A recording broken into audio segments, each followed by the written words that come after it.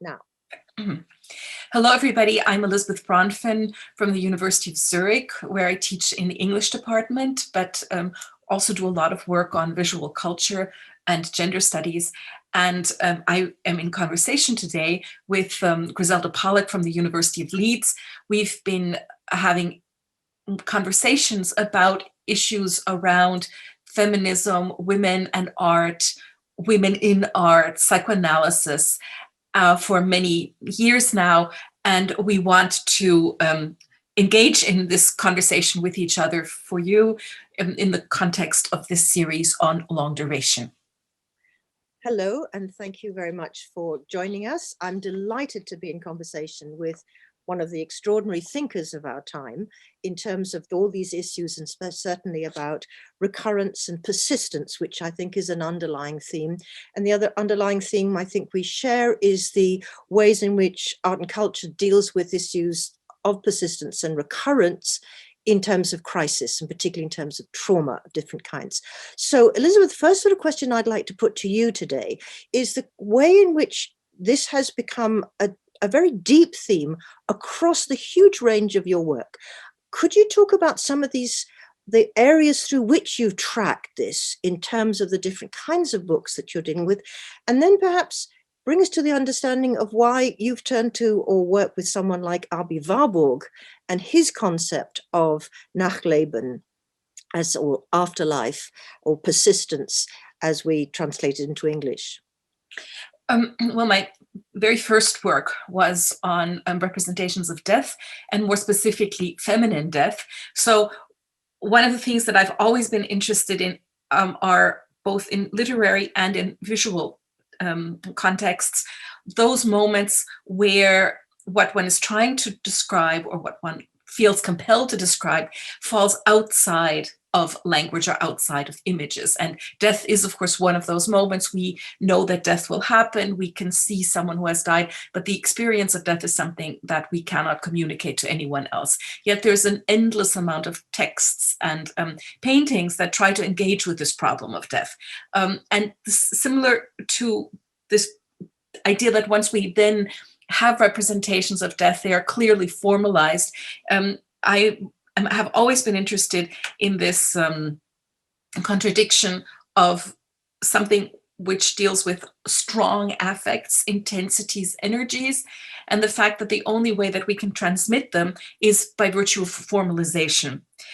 This was then also true when I looked at hysteria, and I became interested in hysteria as a form of articulation in relationship to trauma. This was true when I was looking at war films and how we remember and are also haunted by past wars and thus need, for example, war films, but one could make a similar case for war photography or war literature in order to deal with something, but we're always doing it after. And that's why I think the importance of persistence means two things. Something is not finished yet, this important point of unfinished business in culture. So that's why it persists, but it also becomes relevant again at certain historical moments. And that's where, for me, Warburg is so important, because when he speaks about pathos formula, it's important to bear in mind that the very first pathos formula is already a formalization of an affect, of an emotion, of an intensity. So what persists, what has an afterlife, and what resurfaces is not the affect as such, but the way in which it has already been contained in an aesthetic form. And here, I think the word contained is important, because of course in English, contained means two things. It means that you fenced something in, but also that something is being preserved in the container. So this is kind of the connection, the overall connection that I see with the various different themes that I have then looked at in relationship to what keeps haunting us, what we have to keep addressing, what persists in a certain, as you'd also said, recurrence. So there's always a seriality at play, but also that this is important at certain moments. There's certain moments when something resurfaces. And that too is something I take from Warburg, because in your reading of Warburg, and I can then in fact ask you back, you emphasize that the recurrence of certain pathos gestures happens at moments of crises. So why is it important? Why is the concept of crises so important, both for your work and also for mine, obviously? Let me take that through the question because of what you've just said in terms of trauma. So in the work that I've done, particularly that was animated by Warburg, I had kind of two ways into that one. One is the question of trauma. And I identified trauma in 4 ways. One is that it's overwhelmingly present because it never gets digested and transformed. Secondly, it's absolutely absent, so it's got no formulation. It just is this, as you say, haunting, unmanageable, unassimilable, but it sort of presses a perpetual affect with an enormous amount of kind of uncontained energy, anxiety. And therefore it's also belated. So it never happens for itself, but happens subsequently when a later event inherits this undigested, unharvested, and contained freight of anxiety and charges it up with a secondary force, which in a sense becomes the first time that the trauma actually finds a form. And then of course it's transmissible. So I was very interested in how you put something that is inherently unrepresentable and only at the level of effect into this. So we share this Warburg sense that he reaches back and sense the origins of art in ritual with Jane Harrison and the people who inspired Warburg, that art is, was always a performative exorcism of the anxiety of living and the vulnerability and fragility of life. So when it acquires these forms, these images become kind of charged batteries, sort of mnemonic batteries, which cultures reach back and recharge and animate their culture with that. So how did that happen in the 20th century? So I was interested in what would it be not to look at the revival of classical and pagan art in the Renaissance, but to say catastrophically the 20th century and the traumas of the 20th century destroyed, in a sense, the language of art. And yet some aspects persist, but they are transformed. So I was interested in my book on this idea of after affects, but then also what are these after images, which combine what I think you're saying as well, this sense of an affective charge that defies our comprehension and our articulation. And yet art is a kind of bridging space. But I think 20th century artists had to invent new pathos formulae. And therefore they're not just abstract and they're not just got away figuration, there's something. But the other thing I found in my writing, which perplexed me, which was artists were not discharging their anxiety by formulating. They transform it, so form and formulate it. But I came to the conclusion that they were traveling throughout their lives away from this unknown, as it were, psychic dimension or irritant, and that they were not trying to get away from the trauma, but their actual art was a journey towards an encounter. And they had to build a kind of aesthetic formulation through the kind of practices that modern artists do, which are inventive, even they're not kind of continuations, they're not referencing, they are continuously inventing forms.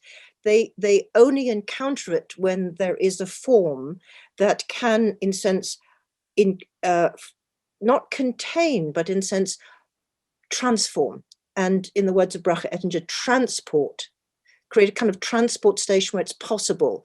And this can be catastrophic. So coming back to crisis, what you said, which is in some of the artists that I studied, the encounter ultimately destroyed the capacity to continue. And then others, they found a kind of an aesthetic economy and a psychic economy, which would enable a continuation of their practice. But it is always a long journey. And that's how you retrospectively track the art. You see that it's not, the work is always a kind of recurrence, but each time a different kind of take on that. And I wonder if that brings us to go back to your work in a particular way. in particular sense of the writings that you have in the book behind you on cross mappings, because you have also taken up this kind of Warburgian model of a very multi-leveled and transdisciplinary intersection of words and images and thoughts and ideas into your studies of contemporary art. So I wonder if you could talk a bit about cross mappings. What kind of concept is that, and how did you practice that? I think it really picks up nicely with what you've just said in relationship to the transformation and the transport, that is to say transformation as formations that as, with trans as the word that move between various areas. And what I was interested in, precisely because of this notion of recurrence over a long period of time, looking at previous texts and then subsequent texts, to be completely precise here now, looking, for example, at certain ways that a Shakespeare play will formulate anxieties regarding female sovereignty, or the repetition compulsion at the heart of war, and then looking at other texts, not adaptations of Shakespeare plays, that I wasn't so interested in, but other places, then let's say what Shakespeare's theater was to the early modern stage in London, opera is to the cosmopolitan world in the 19th, and cinema is to a globalized world in the 20th. And then with always looking for one piece that really was analogous. Otherwise it doesn't work. Otherwise it becomes too eclectic for my taste. Saying something keeps returning over a long period of time. And when it returns, it moves not just from one historical period and one historical situation to the next, but in what I was particularly interested in is the shift in media from, for example, Shakespeare plays to, let's say, film or contemporary television drama.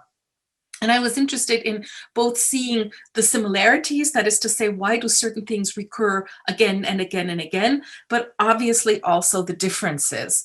So my point here, because you use the word encounter, I take from the American philosopher Stanley Cavell, the notion of conversation. And of course, we are the ones who are producing this conversation, we critics, or the artists to a certain degree, who are the subsequent artists who are producing the conversation. But as a critic, I'm not even so interested whether it is an explicit conversation as to say, and now comes the last bit that is important for me with the cross mapping. It's not just looking at how earlier historical texts keep returning in different formations and asking why these changes in formations, but also looking backwards. So to pick up on another concept that a mutual friend of ours, Mika Baal, has proposed, namely that of preposterous history, looking at the past through the recyclings that something has had. So that it's a conversation not just from the past into the present, but also from the present into the past, allowing us both to see something new in the prior text, but also something new in the subsequent text. And so the notion of cross mapping, which for me was always also connected with the questions of gendering, because much of the artwork that I've been reading as a critic is either work by women, or explicitly feminist or not, but also in the arena of male artists impersonating the feminine, cross-dressing either literally like Duchamp or in some way or another, trying to get into the feminine, as one might say, in the Degas paintings of women, the portraits that Degas made of women, which is what the first text in that book, cross-mapping. So it's the idea that you're mapping something and then you're mapping something else, and then you layer these different maps on top of each other in order to find indeed a kind of aesthetic longue durée, and asking yourself why the persistence of these themes in these forms of formulations. Indeed, one might even speak about a kind of aesthetic sustainability. Something doesn't die off, something continues for a certain reason, and not necessarily by intent, but rather by some non-subjective force. That's very fascinating, and it sparks off in my conversation another level of this sense of sort of layering and mapping, because you introduced the question of the feminine particularly, and it's something we have in common in terms of being interested in what psychoanalysis adds and why it's necessary to our kind of forms of critical culture in a certain kind of way, in critical theory. And one of the people that I've worked with particularly is Julia Kristeva's very complex and challenging essay called Women's Time, which is an exploration of different temporalities. And one temporality, which is kind of linear historical time, which is the kind of time by which we map changes, the coming of empires, the reigns of kings and queens, the development of enlightenment or modernity, that kind of linear time, which is the realm of the kind of political and the state and society in a way. But she also talks about monumental time, which is not the time of kind of social production and change, but a time that seems so slow and of such a long duration that it almost seems non-historical, but it is historical. So in one sense, the creation of the patriarchy as a kind of maybe 2,000, 3,000, 3 millennia long, but it was a historical event. And it is a particular structure which shapes us then psychologically as well as culturally. And the time of the women's time is not the time of women versus men, but it's the time which she's always interested in of life and death, therefore of the species' existence and of the ways in which we've organized that, which is what produces a kind of the mystery associated with life, which is associated with the feminine, and then the patriarchal reading of the feminine, which has to exile women from the polis into the oikos, and the long struggle we've had to, as it were, explore what this means and to come forward from it. So my interest in working with artists who are women is not because they are women in a kind of linear national conventional sense of agenda, but of engaging with what yet is not yet known, because within patriarchal cultural and sort of sense the symbolic form of it, phallocentric, the feminine is the unspoken. It's alongside death and trauma and all these other things. It's the sort of the mystery that is overwritten by social determinations and gendering and the telling you regulations. But studying work by women artists is then teasing out and finding, as it what I thought like the Rosetta Stone, that it's women have impressed into culture, that they've always participated, but they've impressed in things that they may not as subjects not even have known themselves. There is a sort of traumatic legacy of the silencing or the impossibility of understanding the feminine. And so it's rather like I think feminist analysis like a Rosetta Stone. You are, you have the writing, you have what I call the inscriptions in, of, and from the feminine, but people don't necessarily have the codes, and not even women have the codes. So the development of a feminist analysis required an understanding of this sort of deeper time. Kristeva talks about it in relation to the sacred. The sacred is not the holy, religious holy, but this hinge between life and meaning, between life, between the bios and the symbol, which seemed very much what Warburg was understanding. Where does these energies of living and dying and anxiety of powerlessness and desire and sexuality and birth and death, how do they find a form or even become conceptualized in a way that we can then speak of them? And so this notion of engaging with the work of women is not just to reinsert women into it, as they said, but to understand what has been deposited in culture. And just as I said about the sort of finding formulations for specific traumatic events, such as exile, enslavement, sexual assault, mortality, bereavement, all these other elements that I deal with in that book. We also have to deal with this sense of in a sense, the trauma of the feminine to women and to the culture, and how artists have, as it were, inscribed into culture, which requires us new languages for reading this. So, I'm not in the business of recovering and saying women are just as good as men. I'm really interested in what is deposited from that's different. And I think part of the problem, though, is that we're looking for something that is either new, has not yet been articulated, possibly even something that we are, in fact, only anticipating as an articulation. And yet we have to do it within cultural codes and within a long historical series of cultural formulations. Because this is the problem that we always had when in the 90s we were trying to figure out, is there a specific feminine poetics? Is there an écriture féminine? Is there a specific female way of experiencing space, et cetera, et cetera? Is there a feminine aesthetic? I mean, a feminist aesthetic, I think that is clear, but the feminine aesthetic, and we and also many women artists at the time, not just in the 90s, already in the 80s and 70s for that matter, were working on that. Yet somewhere or other we found this is an impossible project, because you can't get out of the culture you're in, and yet you're looking for ways of talking about that which has either eluded this culture, or which stands in contradiction to this culture, or which will somehow or other really change this culture, but we're still waiting for that to happen. So it's really the problem. I mean, Audre Lorde, you can't dismantle the master's house with the master's tools, but then maybe you can.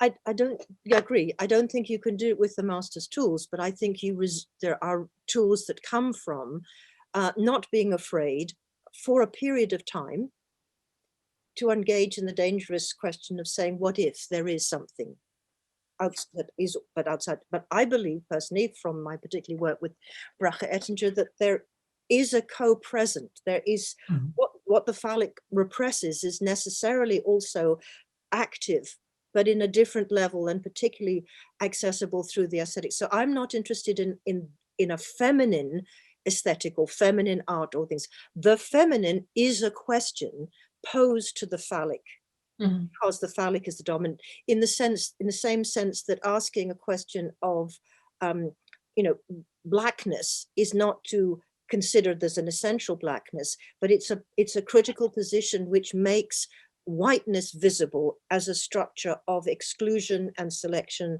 and oppression, and this, as it were, excess to that. And again, the Julia Kristeva was always concerned with, since there is inevitably an excess to any system. Now she calls the feminine the sort of the degenerative energy, the negativity that is an excess to the existing sort of totalizing symbolic of the phallocentric. And there is a price to pay for it. I see that there are other possibilities, which again, in the idea of the virtual feminist museum, I'm going to say a little bit about that, because of course, the logic of art history and the logic of time that we have in our art history is the logic of linear temporality, progression. So you've been working in kind of undoing that with this notion of recurrence and persistence. My virtual feminist museum is rather like a Warburg Memnosine atlas, in the sense that there are other relationships you can put art into that begin to reveal the beat or the recurrence, or as I say, these like Derrida's Freudian impression. It's an impression, something that's pressed in that isn't simply articulatable in dominant terms, but is present through aesthetic transformation, or formulation. And I think that's where we're kind of interested in not getting stuck in, the phallic notion as masculine and feminine, but there is something in excess of the phallic, which we might call the feminine. So the museum is a place for an encounter, an open encounter, but also by sort of replacing things. So issues such as, visions of sex, certain issues about catastrophe, certain issues to do with these grand lived experiences of 20th century history. How are they written in ways that are inflected by something that we may need a feminist discourse and its new concepts of different kinds of temporality, different kinds of aesthetic practices to tease out, because it's in the work. It's not exuded from the person. It's discovered in the work as the work formulates something. And I think the point that you said that this virtual feminist museum is comparable to Warburg's Nemazny atlas is another thing that connects us, and it connects us especially in this complicated engagement that trauma has with aesthetic formalizations, namely the idea of what he does in that atlas, which is to map, getting back to the mapping, many different versions of something, always slightly different, but the idea that is you want to see simultaneously many articulations or many formalizations. In his case, they were all little pictures of pathos formulas he was interested in, simultaneously, and by having this simultaneously, to think in lines of connection, to think in correspondences, to think along the lines of montage, rather than other ways of thinking that had been more dominant before that. And this is what you're also interested in the work with Charlotte Salomon. That's the other book that you're sitting in front of you, to this extraordinary book on her. And this is where, for me, the cross mapping and my interest in seriality comes into play, and television series, because here, although ultimately we're both writing, so we're back in the sequential time. We cannot present our ideas simultaneously as maps, but we are describing aspects of mapping, and we ourselves do a kind of mapping. When you produce this virtual feminist museum, this is what could be. And when I was looking at the way Shakespeare resurfaces in a couple of very prestigious contemporary television dramas, and the connection there for me wasn't just, oh, isn't it clever to see a Shakespeare show up in The Wire or show up in Westworld or whatever, but asking myself, why could that be? And why could it be, I came to realize, is because we are at a time at the moment that is not unlike the early modern period, namely the notion of an interim. We have the feeling that a kind of a longer period is over, something new either has already begun or is about to begin, and we don't quite know where we are going yet, but we do know that we're moving into a new direction. And I'm fairly convinced that this is what was also happening in the early modern period when Shakespeare was writing. One form of understanding the world, ordering the world is the way that Foucault would put it, had been over, that is the Middle Ages, but there was a persistence, to pick up on that concept again, of much medieval thinking that was still around. And at the same time, there was the sense of possibility. Something is opening up. We are moving towards something. We don't quite yet know what it is, but we know something new is already in the process of becoming. And I think that too is a connection between what interested me with these cross mappings and what interests you with this virtual feminist museum, looking at the possibility, the potential. Mm-hmm.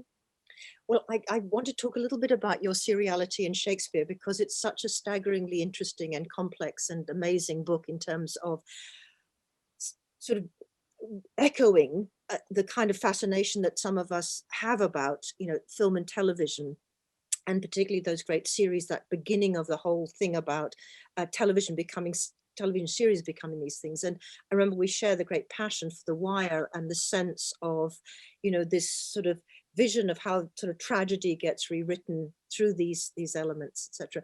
So can you just say a little bit about your chapter in that book about women in sovereignty, because obviously we've just witnessed the inauguration of the President of the United States and the great excitement about the first woman and woman of color to take on a major range of state. And I keep saying to people, this is wonderful, but I mean, how long has it taken the United States to get there? I mean, Mrs.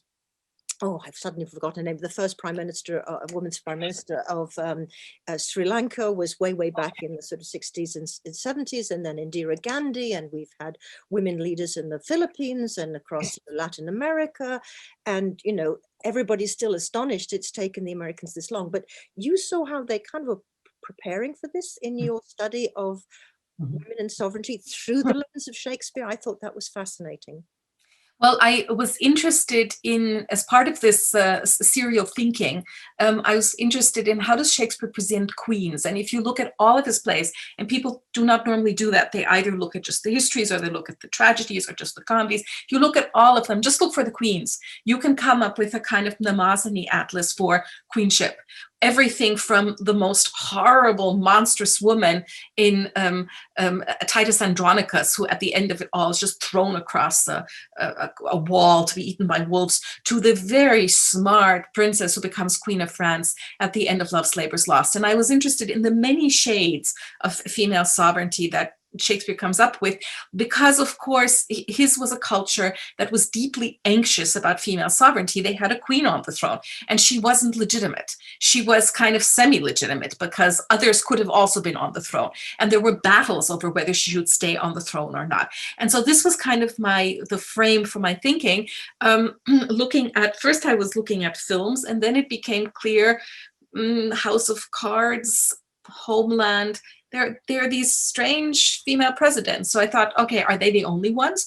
And when I then went back, I realized that no, actually there were quite a few before that. There's already around the time that Hillary Clinton is about to move into power, a series called Commander-in-Chief, which has a very intelligent president, female president, who moves to become president because she was vice president first. But this was so banal that they stopped this show after one season. And then you can see it coming again and again and again in thrillers like 24 and Prison Break, where it's just a side character, but then 24 mutates into Homeland, where for two seasons we have a female president. Then at the same time, we had Veep, we had House of Cards, all the way to Madam Secretary, where she ultimately becomes, she in fact is elected. And so what I was interested in were several things. First of all, almost all of these women, sometimes they're Republicans, sometimes they're Democrats. That's not the key. Most of them become presidents because they were vice presidents before. So this is what is so, it's in a sense this anticipating Kamala Harris and all the anxiety around Kamala Harris, and also all of the excitement around Kamala Harris, because we have to remember she ran as a candidate. And when she ran as a presidential candidate, they didn't want her, but they really wanted her as a vice president. And the way she's now being staged is she's always standing right next to him. So it's very clear this is a Biden-Harris sovereignty. This is not a Biden sovereignty, and who can remember most vice presidents, right? But so it's the idea, we are repeating television shows because there's this fantasy, he may not survive 4 years, and then she will move up as his, or maybe he'll resign so that she can become the president. And we've seen this in television. So this anticipation of something is something that I got interested in. And the other thing that I got interested in is the way these shows piggyback on each other, or rather how these shows recycle previous shows, that you see we keep circling around, and that's the only way I can describe it, a deep anxiety that American culture has with feminine sovereignty, coupled with a deep fascination for this. And that if you then look back, but at what historical moment was this happening, it always circles around Hillary Clinton, so that you can talk about a kind of Clinton, Hillary effect. It happens when it looks like she's going to become president for the first time, and then Obama is chosen. So this is around 2008. 7, and then it happens when it looks like she's going to try a second time around 2015. Then people are so sure she will become president that when she doesn't, Homeland has to rethink its female president. So it's also always in response to something that's actually happening, but at the same time also in response to something that had already previously been articulated. So here you have a kind of cyclical return and thus persistence of something which continues to remain unfinished business in the United States, because, okay, we have Kamala Harris as vice president now, but as I say, they didn't want her as president. Yeah, very fascinating. I think we're coming close to the end, so maybe I should just say a little bit about Charlotte Salomon. Yes, that would be very good. Why that she's here, etc. Because she represents a very different kind of question, and Charlotte Salomon is a nameless artist in the sense that she didn't exhibit in her lifetime. She was murdered when she was 26. her work was hidden until 1961, and when it was discovered, no one knew what it was, and no one has quite worked out. So she was immediately assimilated to something else, that's to say, to Anna Frank. So since the moment that she's came into some kind of public, she becomes this tragic feminine form of Holocaust victimage. And it's an interesting question why the most famous Holocaust victim is a young girl, why the feminine is the kind of protecting feat for the confrontation with that atrocity. And then she's, her work is treated as a diary, and it's been read autobiographically, and every person who discovers it wants to make an opera about it, or a ballet about it, or a theater about it, or a play about her. And I just wanted to deal with this fact. The 784 paintings, they're called Leben oder Theater, life or theater, la vie ou théâtre, a project with 2 question marks. So this can't be a story. This isn't a narrative. So going back to the question of time, it's an investigation into a past she didn't live, deaths she didn't witness, right? So it's very close to your senses. There are suicidal deaths throughout this book. And the question she's asking is, should she commit suicide? And what would stop her in the experience of such extremity that you are exiled from human life?